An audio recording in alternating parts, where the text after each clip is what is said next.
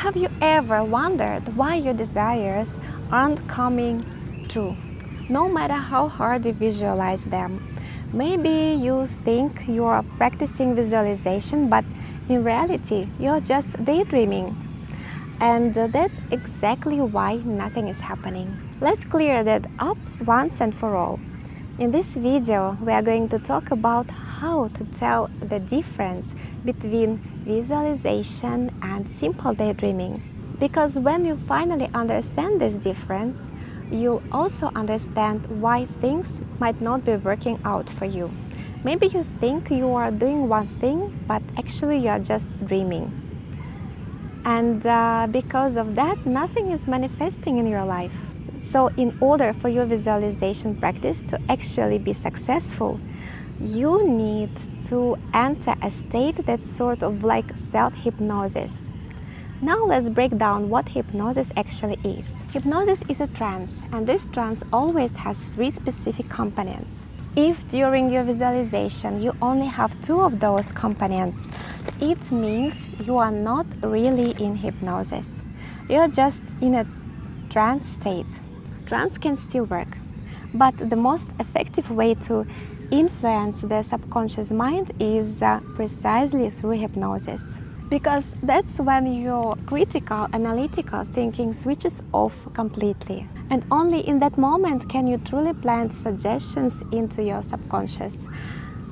The kinds of ideas that your usual conscious mind would immediately reject because it doesn't believe they are possible. Your normal mind, the part of you that lives in the everyday world, will do everything it can to block those desires if they don't match your current reality. So let's talk about trance. First of all, don't be scared of this word. Trance is something that happens to everyone multiple times a day. In fact, some people experience trance up to 100 times a day easily. Here is a simple example. Imagine you are sitting in a lecture. The teacher is talking, the board is in front of you, but suddenly you remember there's a cake waiting for you at home in the fridge. Or maybe your mom made your favorite pastries. Your eyes are still looking at the teacher and the board, but inside your head a completely different movie is playing. You don't even notice what's happening in the room anymore because your attention is fully inside your mind. That's called a visual trance. Here's another example. Again, you are in a lecture, the teacher is still explaining something, but suddenly you remember inside your head a dialogue starts running. Instead of hearing the teacher's words, you clearly hear your own inner voice now carrying out this imagined conversation with that friend. That's an auditory trance. And now for the kinesthetic trance. Let's say you are in love. You go to work, sit down at your desk, but your mind is elsewhere. You start remembering the smell, the color, the touch, the taste of the other person's skin, his hands. You get goosebumps because you can still feel that touch even though your hands are just resting on your keyboard or on your lap. Your actual sensations are happening somewhere else entirely. In your memory, in your imagination. That's kinesthetic trance. What happens in hypnosis? When you combine all three, visual, auditory, and kinesthetic, you create a state of hypnosis. At that moment, when your perception of the outer world is shut off, everything that enters your mind through these sensory channels goes straight into the subconscious. And here's the most important part. Whenever you want to manifest a dream, an intention, or a desire, the subconscious always plays the main role. For example, let's say you dream of a huge, beautiful apartment, but right now you live in a tiny, cramped, shared apartment. and you make $500 a month. Your conscious mind knows perfectly well that with that salary, it's almost impossible to suddenly leap from a small old apartment into a luxury penthouse. It will be very hard to make your subconscious to believe that such a sudden leap is real.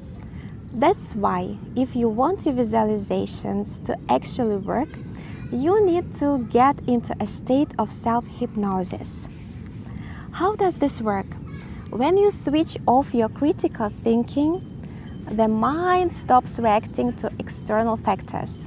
At that moment, you can plant inside yourself whatever you choose. Many people record special audio scripts and listen to them right before falling asleep. Why? Because as you drift off, your brain naturally enters a default mode state. It becomes self-immersed and stops paying attention to the outer world. This is the perfect time to work with your subconscious programming. But there is something very important you need to know. When you create a mental picture of what you want to achieve, you need to be very careful about exactly what you put into that picture. Your subconscious might interpret what you are saying to yourself in a completely different way than you intend. For example, if you use phrases that include the word not, your subconscious might process that negatively or literally. Why is this so important? Because your subconscious will directly affect how your desires manifest. But if you have a lot of automatic limiting programs running inside you, or if you carry many fears, those subconscious programs will collide with your desires and sabotage them. That's why it's crucial to take time deeply understand what you actually want, what you are afraid of, and this is very important. You should always visualize what happens after you get what you want. If you don't, your brain might perceive the achievement of your goal as a final stop. It'll think, well, I got what I wanted, there is nothing more to strive for, life is over. Unfortunately, that's not just an abstract theory. This happens to real people all the time. So please be very careful when working with the hypnosis and self-hypnosis. I've just given you a complete explanation of how it works, and I truly hope it helps you succeed.